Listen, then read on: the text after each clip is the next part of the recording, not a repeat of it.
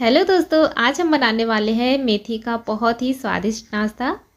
आप इसे बच्चों को भी खिला सकते हैं क्योंकि इसमें बिल्कुल भी कड़वाहट नहीं आएगी। मेथी का नाश्ता जिस प्रकार से हम बनाने वाले हैं सभी बहुत पसंद करके खाएंगे।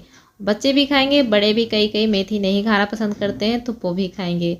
और ये एकदम क्रिस्पी होगा, बहुत ही लाजवाब और बहुत ही अच्छी लगेगी खाने में।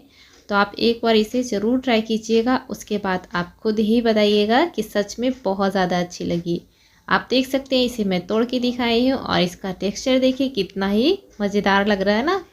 तो आप इसे बनाइए और इन्जॉय कीजिए फैमिली के साथ। और रेसिपी पसंद आए तो एक लाइक प्लीज़ कर दीजिएगा। और इस रेसिपी की खास बात यह है कि आप जब भी मन करे ना फटाफट से इंस्टेंट बना सकते हैं। तो इसी तरह की और भी रेसिपी के लिए मेरे चैनल को सब्सक्राइब कर लीजिएगा और बेल आइकन भी प्रेस कर दीजिएगा। चलिए बनाते हैं।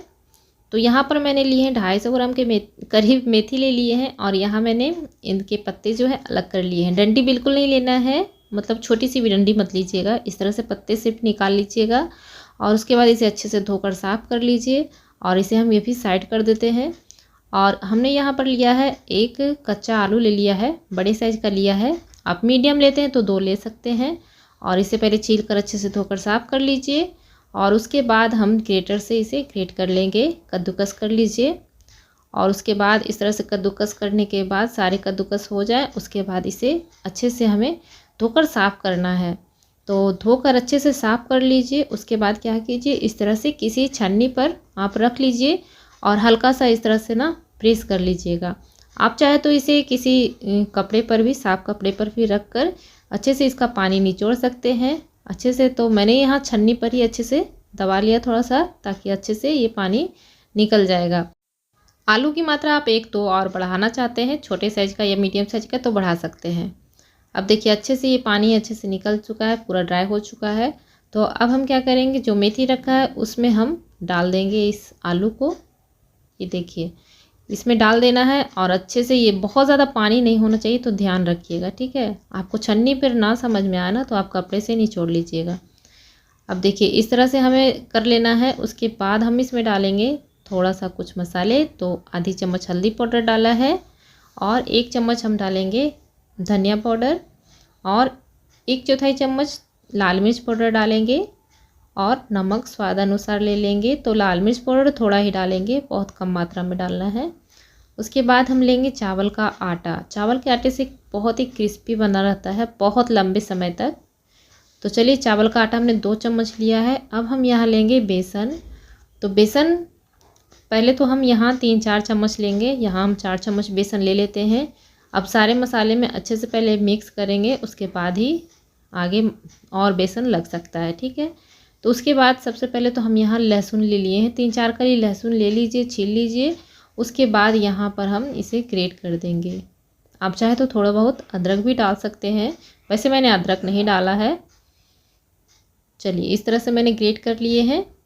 अब सारी चीज़ें हमने डाल दी है तो हम हाथों से ही इसे मिक्स करेंगे। तो जैसा कि मैंने बताया कि बेसन हमने अभी कम ही डाला है, पहले मसालों को अच्छे से इसमें मिक्स कर लेना है। उसके बाद जितना ज़रूरत लगेगा हम बेसन डालेंगे। बेसन डालने में कमी नहीं करना है, लेकिन बहुत ज़्यादा बेसन डालकर इसका हार्ड डो एकदम से तैयार नहीं करना है। तो देखिए इस तरह से मिलाने के बाद अच्छे से मसाले मिल चुके हैं। तो अब हम क्या करेंगे, इसमें बेसन डालेंगे। तो बेसन हमने यहाँ आधा कप ले लिया है, आधा कप ही बेसन लिया है और पहले 4 चम्मच लिया था, बस इतना ही बेसन लगा है हमारा। तो हमने अच्छे से इस तरह से कर लिया है। ये देखें इस तरह से जैसे पकौड़े वाले जो बैटर होते हैं ना, उसी तरह से हमने कर लिया है। तो हार्ड तो बिल्कुल भी डो की तरह एकदम से नहीं रखना है, जैसा रोटी बनाने वाला डो वगैरह होता है ना, वैसे नहीं रखना है। आपको इसी तरह से पकौड़े वाला कंसिस्टेंसी रखनी है। अब इस तरह से हाथों में थोड़ा सा पानी लगा लीजिए और इस तरह से थोड़ा सा लीजिए हाथों पर और इस तरह से लगा लीजिए। आपको दोनों हाथों लगाने की ज़रूरत नहीं पड़ेगी, बस इस तरह से ही एक ही हाथों से अंगूठे से दबाते जाइए, इस तरह से शेप ले लेगा। और इस तरह से फिर करके आप गर्मा गर्म तेल में ना डाल दीजिएगा, मीडियम ही गर्म रखिएगा तेल। और इस तरह से करते जाएंगे और डालते जाएंगे। तो हाथों पर पहले पानी लगा लेंगे ना तो आराम से ये तेल में चले जाएंगे, एकदम शेप इसका ख़राब नहीं होगा। तो इसी तरह से हमने सारे डाल दिए हैं। अब देखिए मीडियम आंच ही रखना है, कम या हाई आंच नहीं करना है। मीडियम आंच पर देखेंगे कि थोड़ी ही देर में ना पकौड़े एकदम से ऊपर आ जाएंगे। जो भी नाश्ता है ना ऊपर आने लगेगा, मतलब तेल के ऊपर तैरने लगेगा। तो इस तरह से हमें पलट देना है। थोड़ी देर के बाद नीचे से थोड़ा सा कलर पकड़ ले, उसके बाद ही हमें इसे पलटना है। और फिर से उधर से कलर पकड़े फिर से, तो फिर हमें इसे पलटना है। यानी मीडियम आंच पर ही पूरी तरीके से अलट पलट करते हुए अच्छे से कलर आने तक पका लीजिएगा। जैसे पकौड़े वाला कलर होता है वैसे ही। और ये देखिए कितना अच्छा ही कलर आ गया है, बहुत अच्छे से बन चुका है और शेप भी बिल्कुल ख़राब नहीं होगा। तो इस तरह से ज़रूर बनाइएगा। और अब हम इसे क्या करेंगे ना, निकाल लेंगे। तो किसी बड़े छन्नी से हम इसे निकाल लेते हैं ताकि एक्स्ट्रा तेल जो है अच्छे से तुरंत ही निकल जाए कढ़ाई में।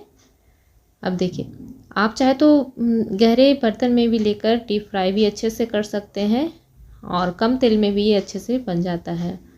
तो देखिए हमने ये तैयार कर लिया है। अब दूसरा भी हम उसी तरह से डालेंगे। तो ध्यान रखिएगा मीडियम गर्म होना चाहिए, तेल बिल्कुल ठंडा नहीं होना चाहिए।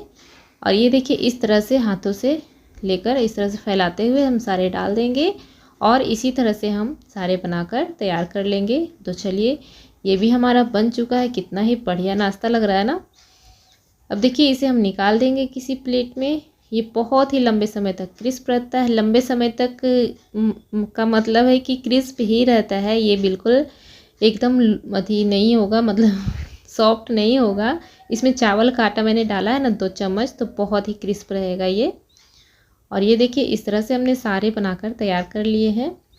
और ये एक बार ज़रूर ट्राई कीजिएगा, सभी को बहुत ज़्यादा पसंद आएगा। आप बनाएंगे ना तभी जान पाएंगे इसकी खासियत, बहुत ही अच्छी लगती है। और जो हमने इसमें कच्चे आलू डाले हैं ना, बहुत ज़्यादा अच्छी लगेगी। तो इसमें ना हमें आलू उबालने की टेंशन है ना, कुछ और ज़्यादा सामान मिलाने की ज़रूरत है। बहुत ही इंस्टेंट एंड क्रिस्पी, देख सकते हैं मैं चमचे से दिखा रही हूँ कितना क्रिस्प है। और इसे मैं आपको तोड़कर भी दिखाऊंगी। ये देखिए कितना ही क्रिस्प है और अंदर से बिल्कुल लाजवाब लगेगी खाने में। तो चलिए इस रेसिपी को ट्राई कीजिएगा और रेसिपी पसंद आए तो एक लाइक ज़रूर कर दीजिएगा। और बहुत सारी रेसिपी है चैनल पर, तो उसे भी देखिएगा और वो भी पसंद आए तो लाइक कर दीजिएगा। तो और भी कोई आप रेसिपी चाहते हैं तो उसकी डिमांड भी कर सकते हैं, मैं लाने की कोशिश करूँगी। और इसी तरह की और भी रेसिपी के लिए चैनल को सब्सक्राइब करके बेल आइकन भी प्रेस कर दीजिएगा। और हाँ, मैं आप लोगों से एक बात करना चाहती हूँ कि आप लोग बोलते हैं कि बहुत ज़्यादा मैं बोलती हूँ। तो फ्रेंड्स ज़्यादा नहीं बोलूँगी तो रेसिपी कैसे समझ में आएगी। इतना ज़्यादा बोलती हूँ फिर भी कमेंट्स आते हैं, कुछ कुछ रेसिपी में जो भी डाउट उनको रहती है फिर भी कमेंट्स आते हैं।